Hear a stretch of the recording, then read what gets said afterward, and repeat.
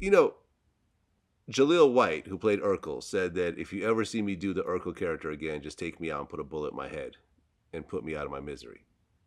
But then there was talk of a reboot. So which one is it? This is the thing, man. Everybody has to understand about this. We're never gonna be able to go back and give you guys that feeling that you had, because we were all moving together in a certain point in time. We were all growing together. So we're gonna have to touch your heart in places that speak to where we are now as adults who've grown up together. We grew up. You grew up with me. Only difference, I couldn't see you.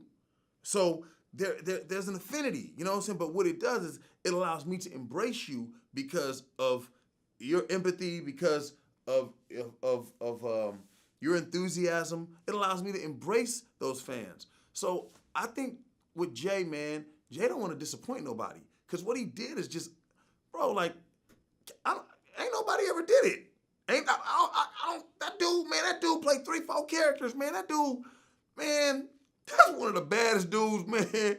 That dude, one of the baddest dudes, man, as far as the game is concerned, and it's so underappreciated, man, in my opinion. But it's a marathon, not a sprint. So we still got a lot more to run, I believe. So I don't think that Jay wants to disappoint anybody by putting them suspenders on and not being able to make you feel what he made you feel. So we are in talks. Some things that could possibly happen. I think that one day. Y'all pulled up on me. I was on Sunset, and I was headed over to see J-Dub. That's what I call him. He said we too old for nicknames, but and I say some things never change. So I was on my way to see the Dub. You know what I'm saying? And we were talking about working some things out. And then Sean and Kelly and myself. Cherry Johnson, that's my boo. You know what I'm saying? That's the wifey. So Cherry, she on board regardless. She ain't got no choice. You know what I'm saying? So we working on some things. It wouldn't be a reboot. It'd be a remix. Okay. Yeah. Well, the show is currently streaming on Hulu. And when you look at, for example, the Cosby Show, all the Cosby Show kids, from what I understand, Bill Cosby made sure they had really good deals coming into the show with residuals and royalties and everything else like that. Did you sign a good deal when you were on that show to the point where you're still making money off that show today, or was the deal not so great? Hey, man, all I can tell you is life is good, man. That's all I can tell you is life is good. We didn't have a Mr. Cosby looking over us. We walked into a situation that created some serious opportunity. My mother did the best that she could. She was amazing. I mean, I'm now with some great representation.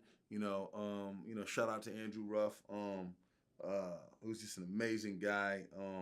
My squad, the whole squad. But it was a different time back then.